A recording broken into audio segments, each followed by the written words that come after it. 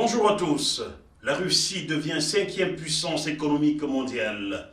Coup de tonnerre, n'est-ce pas?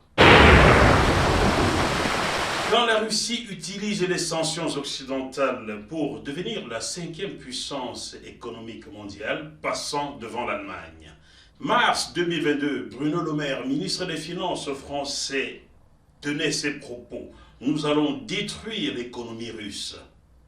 Au premier semestre 2023, donc entre janvier et juin 2023, la Russie est passée cinquième puissance économique mondiale malgré les sanctions occidentales. Ces allégations ne sont pas de JMTV+, mais du Fonds monétaire international qui dit ceci: la Russie, qui était classée avec un PIB équivalent à celui de l'Espagne, vient de devenir la cinquième puissance économique du monde au premier semestre 2023, dévançant l'Allemagne. Ça, c'est le Fonds monétaire international qui l'allègue. Et tout cela avec l'embargo, les sanctions du monde occidental. Qui l'eût cru? Si on ajoute à cela le fait que le monde occidental a fait main basse sur les avoirs des oligarques et les hommes d'affaires russes, on peut dire que le pays de Vladimir Poutine avait vraiment préparé tout ce qui allait lui arriver de manière positive comme négative, et avait anticipé, surtout anticipé. En Russie aujourd'hui, tous les chantiers sont ouverts. L'argent coule à flot pour reconstruire la ville de Moscou. Des nouvelles lignes de métro sont lancées. Des autoroutes et périphériques pour contourner Moscou sont en chantier. Dans le pays, grâce à l'argent du boom des prix du gaz et du pétrole, des nouvelles villes sortent de terre. Les usines d'armement utilisent les informations au front ukrainien pour se mettre à jour. Côté avion, oui, côté aviation, c'est la révolution totale. On nous avait annoncé que le manque de fourniture des pièces de rechange des avions occidentaux allait conduire au cannibalisme, n'est-ce pas, au cannibalisme des anciens avions pour sauver d'autres. Mais rien de tout cela, absolument rien de tout cela ne s'est passé. Car aujourd'hui, aucun avion russe n'est tombé, faute de pièces de rechange, ou manque de pièces tout court. Aucun. Mieux encore, la Russie vient de faire décoller 2 nouveaux avions avec 2 moteurs 100% russes. Oui, les Russes n'utilisent plus les moteurs américains pour équiper leurs avions. En un an seulement, ils ont mis sur pied des moteurs russes. Qui peut le croire? Ne peut-on pas tout simplement dire que Vladimir Poutine avait préparé tout cela en amont?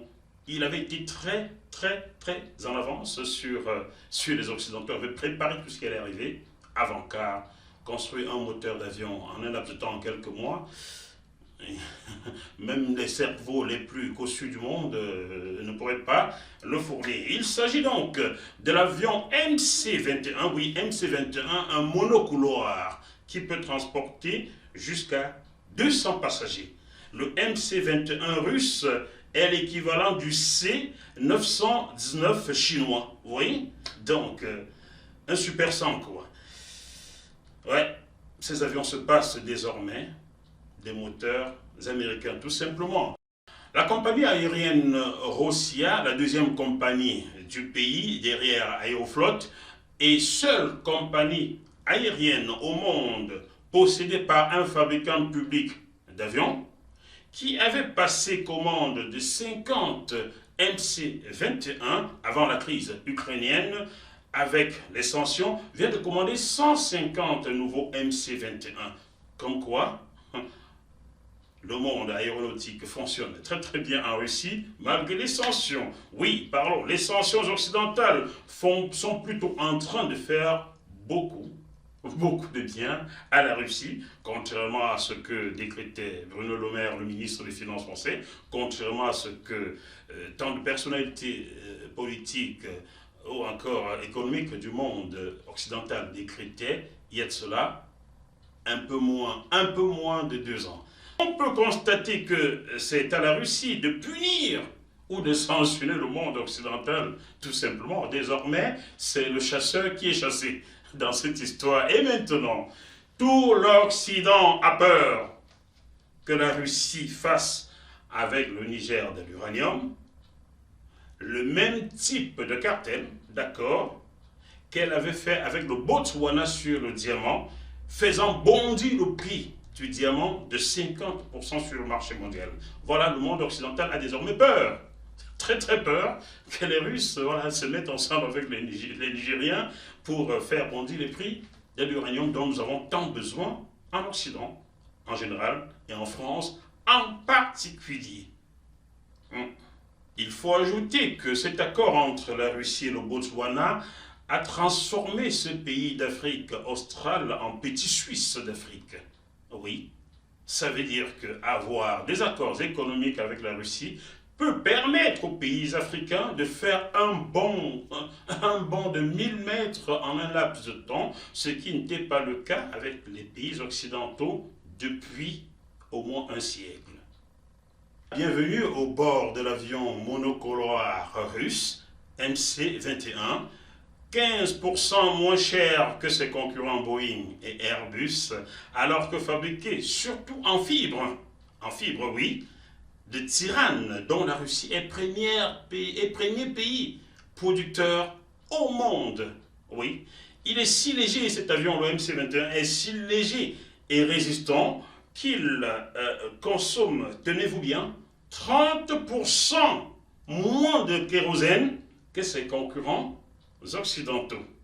Ne peut-on pas tout simplement dire que le vrai match entre la Russie d'un côté et l'Occident de l'autre ne vient que de commencer? Restez sur la chronique du Bœuf Sujet un petit peu plus, on se retrouve bientôt avec d'autres informations. À bientôt.